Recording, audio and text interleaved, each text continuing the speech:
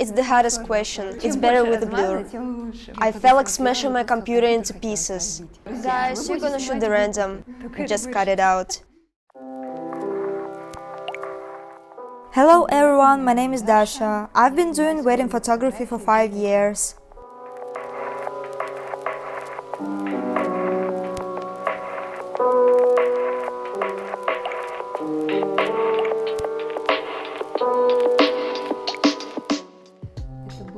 My journey has been fascinating.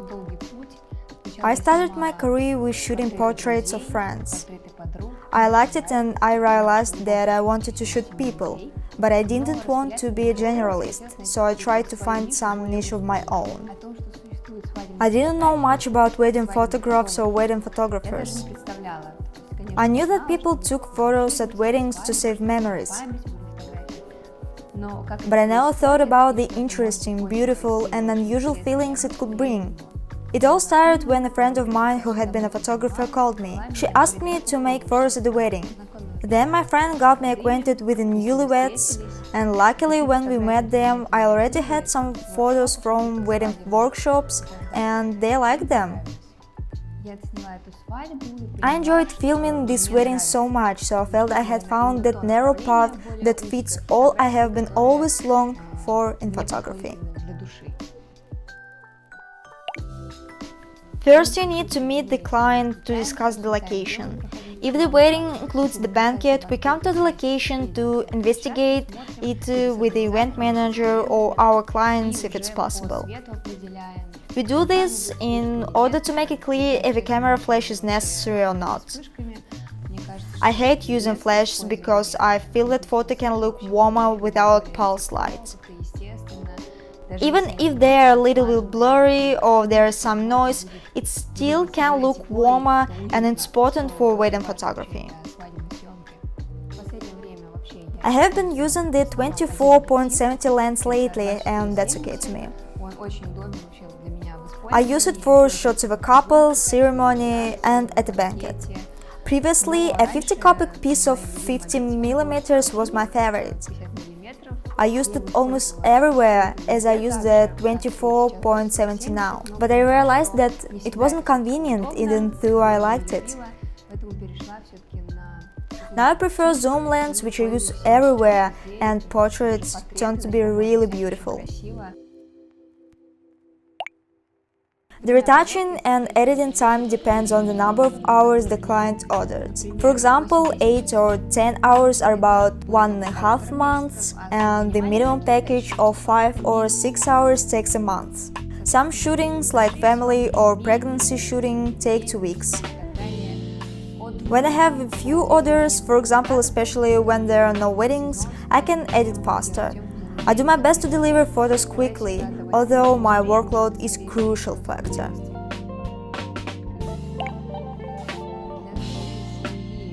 I haven't been able to shoot photos for my family yet. I don't do it because I feel they will be critical for my work, which will make it harder to me. Sometimes I offer to take photos of my friends. It is usually a smart half-an-hour sketch, which I do when they want to update their profile photos. It is difficult to take long stretches uninterrupted because I get easily distracted by our discussion. Also, editing long period takes about a year. I would say working with strangers is more problematic than with family. Love inspires me, no matter how trite it sounds. If the clients love each other genuinely, you can always see it, and that's inspiring. They feel and enjoy each other, paying less attention to the camera. I recently filmed the couple's preparations for their anniversary. They developed or maybe saw an idea somewhere, and we started filming at dawn as they ran through the streets in blankets. Then we went back to the room and took photos in beautiful clothes. Sometimes couples create ideas too, and that's interesting. Working with creative bride and groom is mind-blowing. I started doing online photo shoots during the lockdown because I didn't want to stay at home.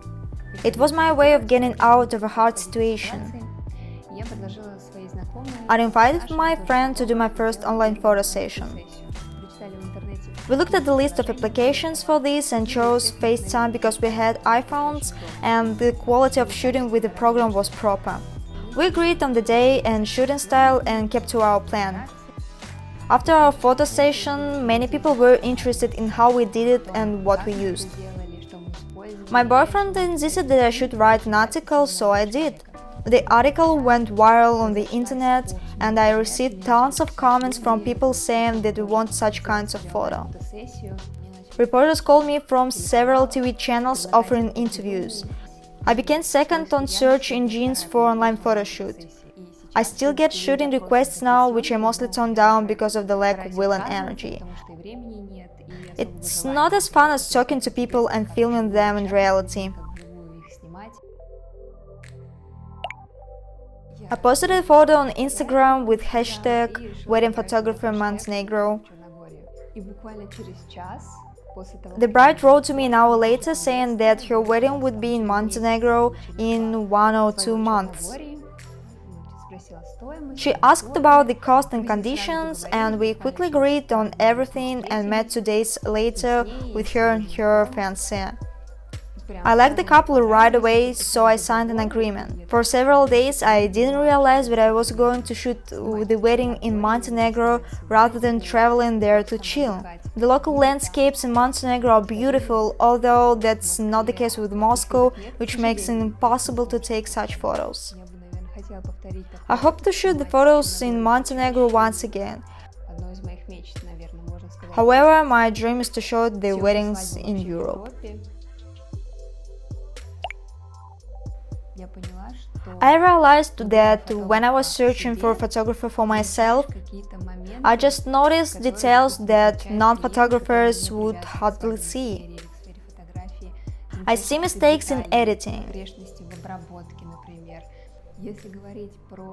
Speaking about the criteria of choosing a photographer, my first advice is that you should work with people you feel comfortable with. If I like the style of work, if we can have a discussion, if we agree on quality, the photos will be fine. I always give my clients an advice like this. If you feel uncomfortable with a photographer and you feel that something is wrong, it's better to refuse. It is something that I do when I meet new clients, and I will do the same if I were a bride. Sometimes I'm wanting to be in dark, contrasting reporting style, which is not typical for me. Other times I want to be bright, in a fine art style like something taken on film, conceptual, blurry or clear. It isn't straightforward, so I usually work with several photographers because I like different styles. I still don't know my style of shooting, I like everything at once. Creative crisis is probably the pain of a photographer as a creative person. I think that it's a part of your way of self-development. It is a turning point, and if it doesn't happen, you're not improving. If it is, that's great. You need something to help you to overcome the crisis and step on a new level of development in photography, as you do in other spheres.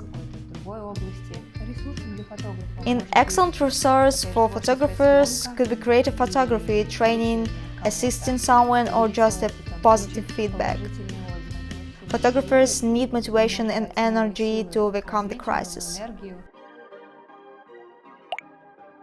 Don't be afraid of shooting weddings on a small budget.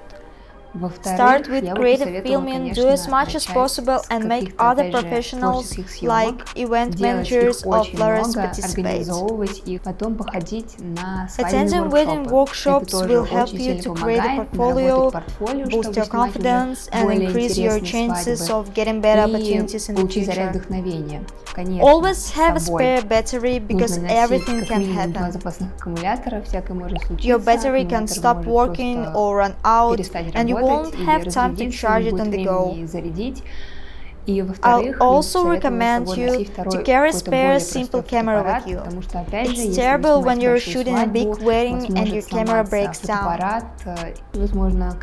It will deliver low quality, but you will have the time to edit it later. It's far better than losing everything.